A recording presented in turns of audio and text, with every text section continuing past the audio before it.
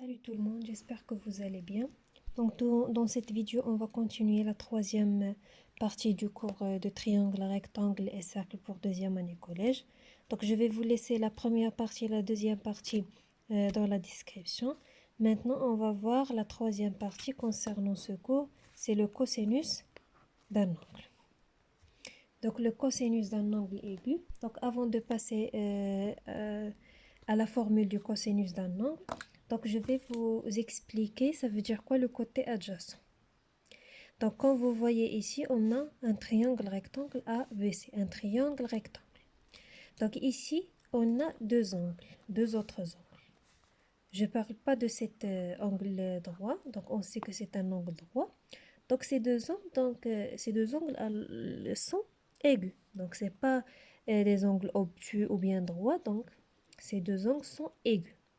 Donc chaque angle, donc on parle de l'angle B ou bien C, chaque angle aigu est déterminé par deux côtés. Ce côté-là et ce côté-là. Il est déterminé par ces deux côtés. Donc on sait que BC c'est l'hypoténuse, bien sûr.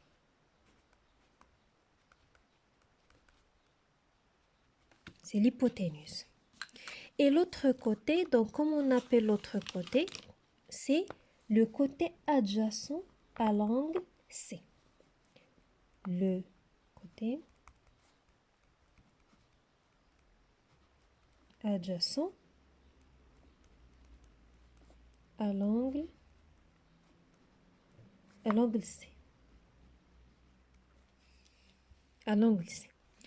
Donc, chaque angle aigu de triangle rectangle est limité ou bien déterminé par deux côtés. Le premier côté, il va être l'hypoténuse et le deuxième côté, on l'appelle le côté adjacent de cet angle. C'est la même chose pour B, donc comme vous voyez, il est limité ou bien déterminé par l'hypoténuse et l'autre côté, on l'appelle le côté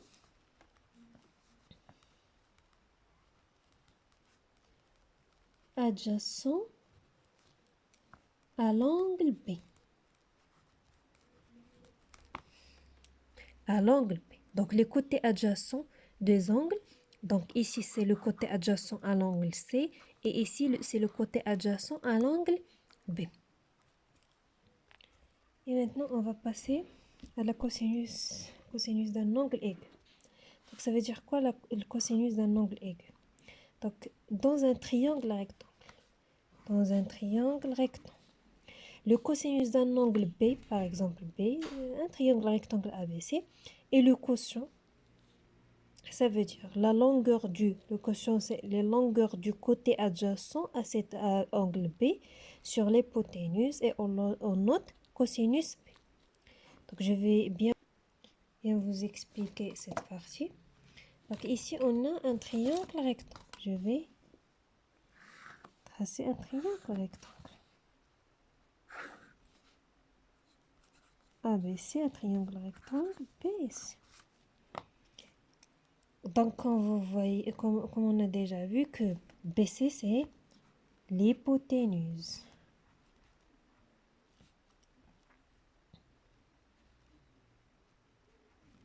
C'est l'hypoténuse. Donc, maintenant, on va préciser cet angle. On va voir le cosinus de cet angle. Donc, dans la première partie du cosinus d'un angle, bien sûr, que chaque angle aigu dans le triangle est limité par deux côtés. Le côté l'hypoténuse et son côté adjacent. Donc cette règle, qu'est-ce qu'il dit? Que le cosinus de B, c'est égal à quoi? C'est le quotient de quoi? On est ici, c'est la longueur du côté adjacent de cet angle B. Donc quel est son côté adjacent? C'est AB.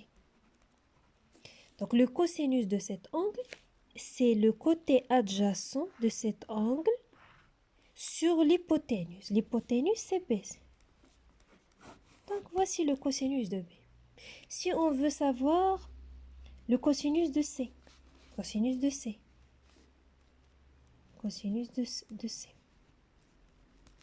c'est très facile. On va appliquer seulement la règle. Qu'est-ce qu'il dit? C'est le côté adjacent de cet angle sur l'hypoténuse. Quel est le côté adjacent de l'angle C?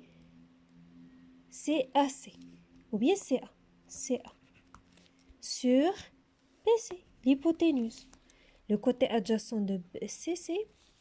Et on va calculer. Je vais vous donner un petit exemple pour bien comprendre. Donc, on a une remarque ici.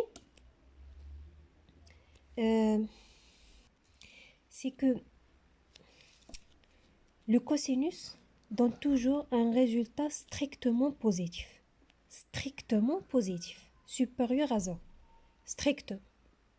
Parce qu'ici, on utilise les longueurs. Et les longueurs sont des nombres positifs. Alors, automatiquement, le résultat va être un nombre positif.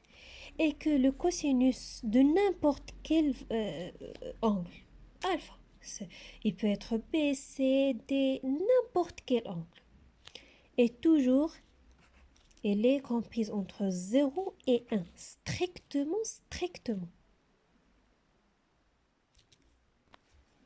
Et que le cosinus de 80 degrés, c'est égal à 0.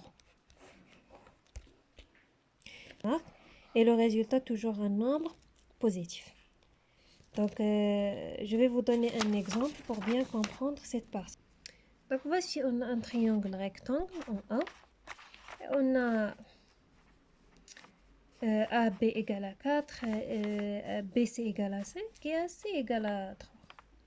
Donc, je vous demande de calculer le cosinus de B. Donc, le cosinus de B, comme on a déjà vu dans la règle, c'est que les côtés adjacents, c'est AB sur BC. Alors, AB, c'est 4 sur 5. Donc, le cosinus de B, c'est 4. Lorsqu'on va calculer ça, on va trouver 0, donc il est compris entre 0 et 1. C'est la même chose pour C. Donc le cosinus de C égale à AC sur BC égale à 3 sur 5. Donc vous allez trouver dans quelques exercices qu'on a des côtés qui sont inconnus. Par exemple, on n'a pas l'hypoténuse. Alors, et ici, on a le triangle rectangle. Donc, pour calculer le cosinus de B, on doit savoir la valeur de la longueur du BC. Et par exemple, dans cet exercice, on n'a pas la valeur de BC. Qu'est-ce qu'on va faire? Donc, automatiquement, on a un triangle rectangle. Donc, on va utiliser le théorème de Pythagore. Et lorsqu'on va utiliser le théorème de Pythagore, on va savoir la longueur de BC. Et bien sûr, il va nous permettre de calculer le cosinus de cet angle. Et voici, on est arrivé à la fin de ce cours.